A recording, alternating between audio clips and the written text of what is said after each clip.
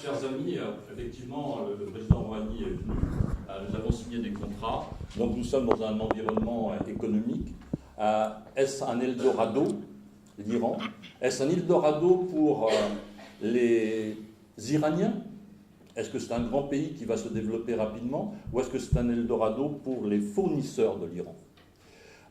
L'Iran, c'est 80 millions d'habitants. 80 millions d'Égyptiens, 80 millions de Turcs. On est dans une région extrêmement sensible sur le plan géopolitique et sur le plan donc des populations. Et autre caractéristique de la population iranienne, sa courbe d'âge. 54% des Iraniens et des Iraniennes ont moins de 30 ans. Donc cela, ça porte un défi exceptionnel sur le plan économique et que l'on voit sur cette première courbe, qui est effectivement le taux de chômage. Donc le taux de chômage qui, d'après les statistiques, donc, tourne autour de 15%. Donc là, on est dans un pays, dans une situation de difficulté. Et qu'est-ce qui se passe quand on a un taux de chômage comme ça? Il faut que l'État puisse faire des investissements qui conduisent effectivement à une résorption de ce taux de chômage, créer massivement et pendant longtemps de l'emploi. Donc une des questions fondamentales que l'on doit se poser, est-ce que le dispositif économique international mis en place par l'Iran avec les pays européens et avec d'autres correspond à cet absolu impératif, créer de l'investissement sur place et créer de l'emploi. Donc autre élément sur la situation économique, le taux de croissance. Le taux de croissance iranien, il n'est pas à la cave, mais il est au rez-de-chaussée. Il est à 0%. Donc, 15% de taux de chômage, 0% de croissance, voilà la situation de ce pays. Donc, on est dans une situation de difficulté. Dernier élément sur le plan économique, le taux d'inflation qui a été drastiquement réduit d'une quinzaine de pourcents à autour de 10%, mais avec une force de taux d'intérêt très élevé. Donc des taux d'intérêt très élevés, effectivement, amènent à une réduction du taux d'inflation, mais au détriment de la croissance, ce que l'on a vu précédemment, 0% de croissance, mais un retour à des zones de taux d'inflation qui sont acceptables dans la région.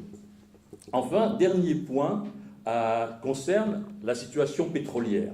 Alors, quelques instants sur ce tableau qui permet de voir effectivement que les deux véritables monstres du marché pétrolier mondial sont l'Arabie Saoudite et la Russie, qui continuent à être des exportateurs massifs. Donc, la situation pétrolière va se régler entre eux.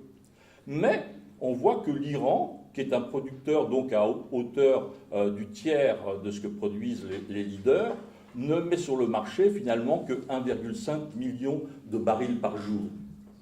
Donc il ne faut pas s'attendre à des miracles de l'expansion économique iranienne à partir de cette plateforme de 1,5 qui peut passer à 1,7, 1,8, à 2, d'autant plus difficilement qu'actuellement il y a surabondance de pétrole. Donc on peut produire plus, mais pourquoi faire?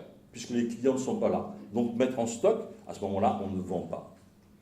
Alors, donc voilà les points essentiels. Alors je vais faire une petite parenthèse grâce aux 30 secondes du président de séance. C'est ce chiffre-là, qui est en dehors de notre réunion aujourd'hui. Mais il faut que vous sachiez, mes amis, que les États-Unis ont été, sont et resteront des importateurs nets de pétrole. Quels que soient les miracles du pétrole de schiste, les Américains, les États-Unis continuent à importer massivement du pétrole.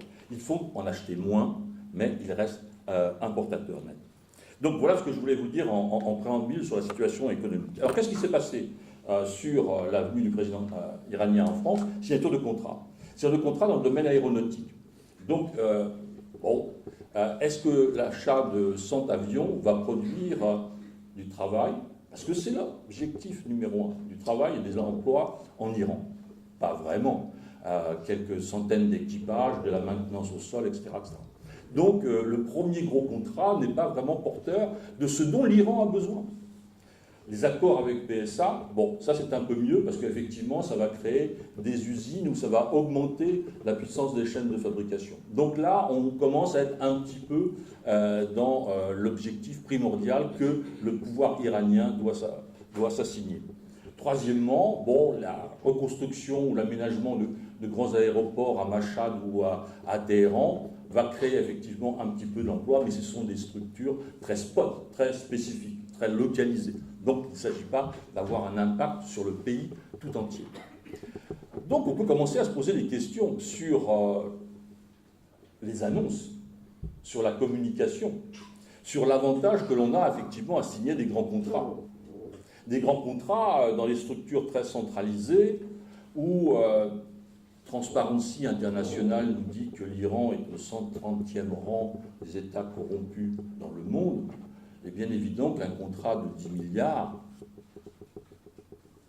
eh bien, il y a peut-être pas mal d'argent qui part dans des structures intermédiaires. Donc ça, c'est l'intérêt des grands contrats. Mais le peuple iranien n'y trouve pas son compte, puisque ce qui va se passer, c'est que Airbus produit à Toulouse, produit à Hambourg, produit en Angleterre.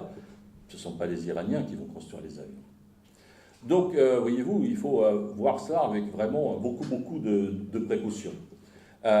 Et en d'autres termes, donc le dispositif iranien de communication est un dispositif effectivement de communication. Il n'est pas un dispositif de réalisation industrielle et de plein emploi dans le pays.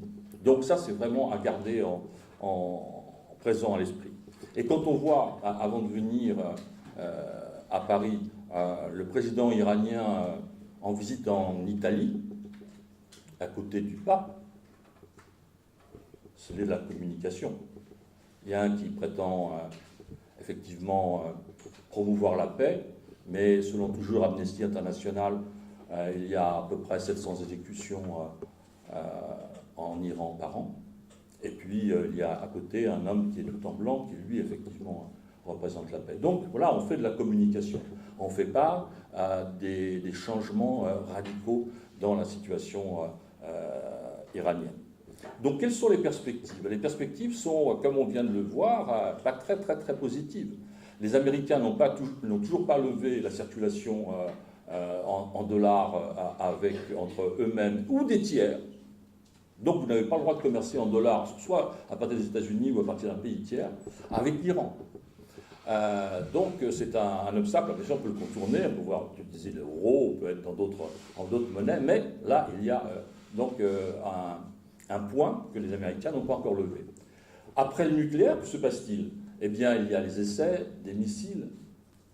Et donc, récemment, il y a quelques semaines, les Iraniens viennent effectivement de tester un nouveau missile. Et qu'est-ce qu'ont fait les États-Unis tout de suite? Eh bien, ils ont pris des décisions d'interdire de circulation quelques personnes hautement placées dans le projet de recherche et de mettre sur liste noire un certain nombre d'entreprises qui participent à ce programme, qui est lié au nucléaire militaire. Il faut une bombe, il faut quelque chose, il faut un vecteur, comme on dit, pour la transporter. Donc, il y a beaucoup de prudence donc, à avoir. Et on sait très bien que donc, dans les prochaines semaines, il va y avoir aussi des élections à la fin du mois en Iran. Donc, tout ça milite à la fois pour un dispositif qui ne correspond pas vraiment, un dispositif économique et industriel, qui ne correspond pas vraiment aux besoins du pays, et deuxièmement, donc les risques inhérents à la situation en Iran sont toujours existants.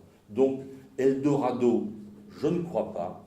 Eldorado pour certains fournisseurs, vraisemblablement, mais prudence, beaucoup de prudence.